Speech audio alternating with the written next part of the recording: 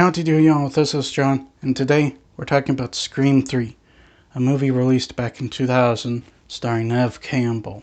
And in Scream 3, a movie set is being terrorized by the Ghostface killer, and Sidney Prescott goes over there to try and piece together all the clues and finds out everything she once knew is a lie.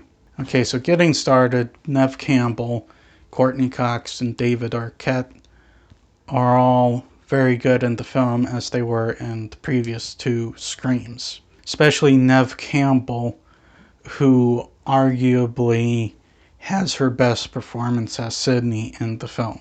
And with the meta aspects of this franchise, it very much lends itself to this film.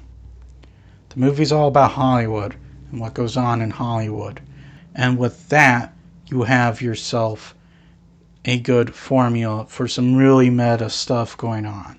Although, unlike in the other two movies, it can get a little annoying sometimes. And the late great Wes Craven once again delivers a very entertaining horror film, which I know he doesn't always do, but despite the shortcomings that Scream 3 does have, he does deliver a fun movie.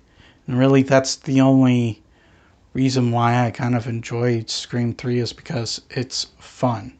The problem is that Scream 3 does fall victim to the cliches that it tries to satirize. Some of the same tropes that Scream 1 and 2 made fun of, this movie sort of makes fun of, are still present within Scream 3.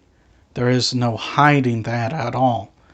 These things are in Scream 3 and not in a satirized way. There is a subplot in the film that I do enjoy that is a bit on the meta side, and that is the whole element of violence in cinema. Does it encourage violence in real life? No, it doesn't.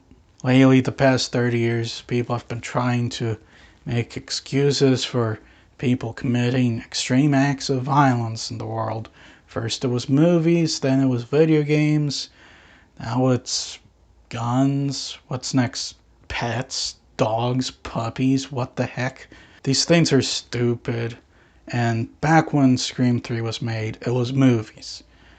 Violent movies supposedly inspire acts of violence in the real world.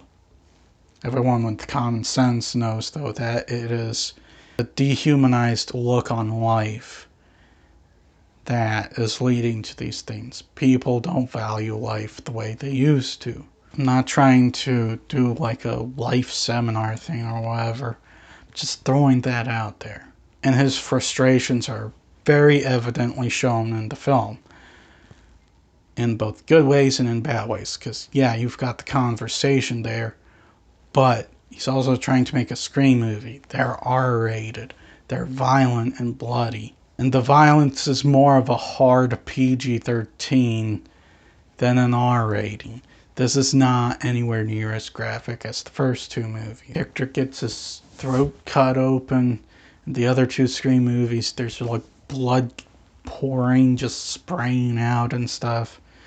In this movie, it's throat cut, dribble. They literally just toned down the entire movie because Columbine had just happened and there was this huge talk about violence in cinema, even though that's not what was going on. And not only is the gore factor a downer compared to the other two movies, and also the whole it falling victim to its own tropes thing, a huge bummer, but also the movie just doesn't take any risks. They legitimately don't take risks the way that Scream 2 did. Now, I understand that taking risks can cause issues and can hurt a movie sometimes because they take the wrong risks, the way that The Last Jedi took the wrong risks. But I do see some risks working for this film, including its ending, risks that I personally would have taken, and they just don't do that at all. So yeah, there are some aspects of the movie that are interesting. And the movie is fun and the acting's solid, but ultimately the movie falls victim to everything the first two movies just made fun of. Didn't take any risks. The tropes were there when they shouldn't have been, and not in a satirized way. And really, the gore factor is not really all that existent. I'm gonna give Scream 3 a 6. Scream 3 is my least favorite Scream movie, just throwing that out there. I still have fun with it, it's nowhere near as good as the others. Well, that's all the time I have for today. Please like this video if you enjoyed it. Please also subscribe if you're new to the channel. And as always, please remember, the Bodetsky will return.